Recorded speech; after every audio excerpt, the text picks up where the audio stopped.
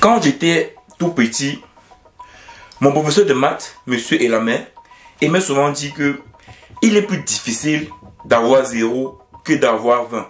Quand il disait cette phrase, moi et mes camarades, on ne comprenait pas. Comment est-ce qu'il est plus difficile d'avoir 0 que d'avoir 20? Et après, il rétorquait, il est plus difficile d'avoir un pays sous-développé qu'un pays développé.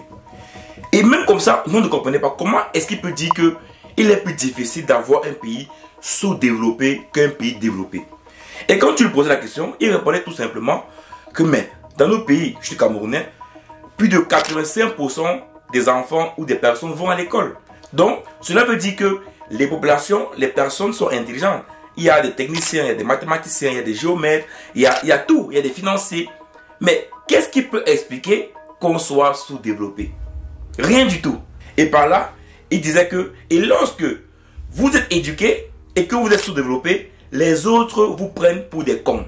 2 ministres israéliens ont proposé quasiment de déplacer les populations gazaouis en Afrique, plus précisément au Congo.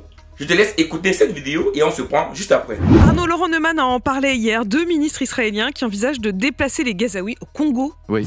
Donc effectivement, bientôt un nouvel épisode de la guerre au Proche-Orient. Les Palestiniens au Congo. N'importe quoi. Après les Palestiniens au Congo, on aura quoi? Les Palestiniens en Amérique, le lotus palestinien, le Palestinien aux pinces d'or, les 7 boules des Palestiniens.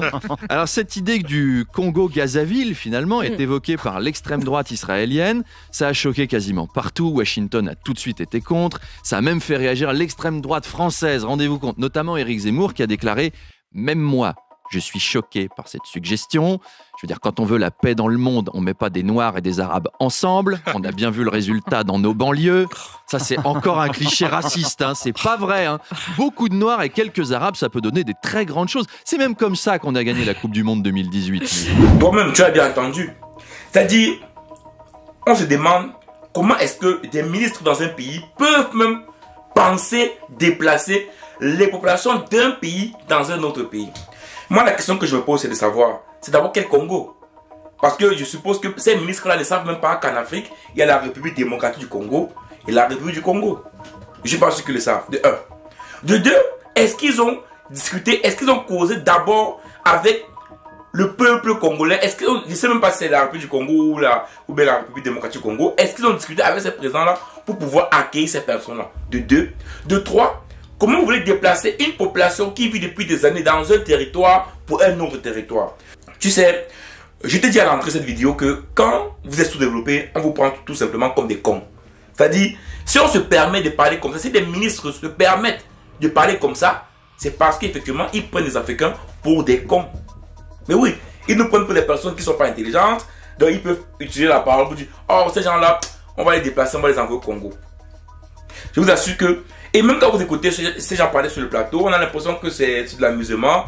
Il ne sait pas, à la fin, là, on ne sait pas si c'est une blague ou une réalité. Éric Zemmour dit, je suis mélange les Arabes avec les Noirs. Voilà ce que ça va donner. Donc, vous, à un moment donné, c'est ça qu'on appelle ne pas respecter des peuples. C'est-à-dire qu'il parle des Arabes et il parle des Noirs. Bon, je parle laisse les Arabes, mais beaucoup plus des Noirs. C'est ça qu'on appelle ne pas être respecté.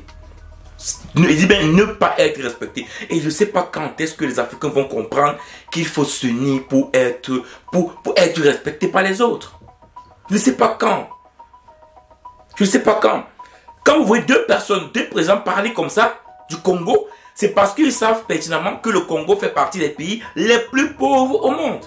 C'est ça. Et comme le Congo fait partie des pays les plus pauvres au monde et en Afrique, ils se permettent de dire qu'ils peuvent déplacer la population ou les populations gazaouis au Congo. À un moment donné, il faut se dire les choses clairement. Nous les Africains, on a longtemps été bafoués. On a longtemps été abusés. On a longtemps été salis, déshonorés, souillés. Et je pense que dans cette nouvelle ère, si les Africains ne comprennent pas qu'à un moment donné, il faut qu'ils relèvent la tête pour qu'on les respecte, ça va poser un réel problème. Aujourd'hui, on est d'accord que l'Occident ne nous a pas aidés. Et moi, je pense également que la Russie et la Chine ne nous aideront pas. Voilà. Parce que avec tout ce que les gens disent en Afrique, oh, la Russie et la Chine, non. Eux, c'est pareil. Vous allez voir que tu verras que même avec eux, l'Afrique sera toujours perdante. Le seul moyen pour que l'Afrique puisse se développer, c'est de vraiment créer un vrai marché africain. C'est de vraiment s'unir. Arrêter avec ces comportements égoïstes. Oui, parce que même bien que tu sois intelligent, si tu es égoïste et que tu veux gagner tout seul, les autres te prendront ou les autres prendront les habitants de ton pays comme des cons. Et c'est ça. Et c'est ce qui se passe. Les gens peuvent se permettre de dire ce qu'ils veulent sur l'Afrique.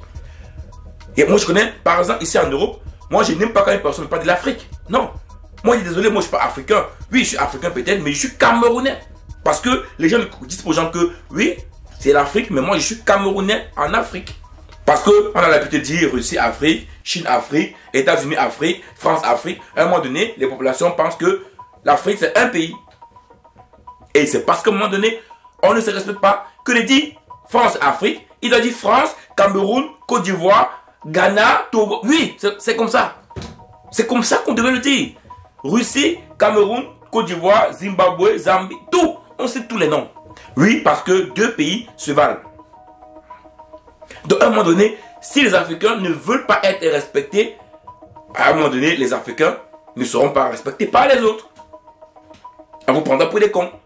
Donc, à un moment donné, moi, je ne me plains même pas des Israéliens, je ne me plains pas des Israéliens, je ne me plains pas des ministres qui l'ont dit. Parce que s'ils le disent, c'est parce qu'ils savent que les Africains sont des cons. Ils savent que dans beaucoup de pays en Afrique, ils ne peuvent pas s'asseoir et prendre des décisions pour eux. Ils savent que ces pays, c'est des pays sous-développés. Parce que je vous dis bien, s'ils n'ont pas de Congo, c'est certainement parce que le Congo fait partie des pays les plus pauvres au monde. C'est pour ça qu'ils ont parlé de ce pays. C'est pour cela. Donc voilà, c'est malheureux. Moi, quand j'ai suivi ça, j'ai vraiment eu beaucoup de mal pour mon Afrique. Beaucoup de mal pour notre respect. Parce que à un moment donné, je me dis toujours que si les Africains ne comprennent pas ça, c'est malheureux. Après, les gens me diront que non, les Africains ne sont pas égoïstes. Non, les Africains, on les a inculqués ça. Non, arrêtez de me dire ça. Arrêtez de me dire ça. Aujourd'hui, quand tu fais du business en Afrique, au Cameroun, en Côte d'Ivoire, c'est pas évident de faire du business tranquillement. Soit c'est la corruption, soit c'est le vol, soit c'est pas évident. Et ça, ce n'est pas la France, ce n'est pas d'autres pays, c'est nous-mêmes. Donc c'est compliqué qu'on puisse pouvoir lancer un vrai développement économique. Vous savez, Alain Foka aime souvent dire que la première chose qu'il faut changer en Afrique, c'est le mindset. Et je pense que c'est même le travail le plus important à faire en Afrique. Les Africains n'ont pas un mindset de gagnant. Les Africains n'ont pas un mindset de long terme. On a l'impression qu'on réfléchit toujours à court terme. Oui, peut-être vous me direz, parce que quand quelqu'un est malade, il faut soigner maintenant. Quand quelqu'un a faim, il faut manger maintenant. Oui, c'est vrai. Mais à un moment donné aussi, il faut penser à long terme. Il faut penser aussi à ses enfants. À quel pays je veux laisser à mes enfants? Donc c'est très important de penser également comme ça. Donc à un moment donné, il faut arrêter d'avoir ce comportement égoïste, de penser à sa propre gueule. Sinon après, on finit par être non respecté par les autres. Et c'est ça qui se passe actuellement. Donc vraiment les amis, cette vidéo m'a beaucoup dérangé. Ça m'a beaucoup... Parce que moi je te dis, comment est-ce que des ministres dans un pays peuvent penser comme ça? Qu'est-ce qu'il peut imaginer? Est-ce qu'il pouvait dire par exemple que les habitants de Gazaouis peuvent partir, je sais pas, en Floride, ou bien en France, aux États-Unis, ou même en Belgique? Est-ce qu'il pouvait le dire? Non. S'il parle du Congo, parce qu'il peut le dire. C'est parce qu'on ne vous donne aucun respect. C'est pour ça qu'il utilise le Congo. Donc les amis, à un moment donné, je vous ai dit, quand c'est comme ça, même le gouvernement congolais devrait appeler là pour lui dire, oh, arrêtez de vociférer sur notre pays. Hein. Et oui, un peu de respect. Un peu de respect.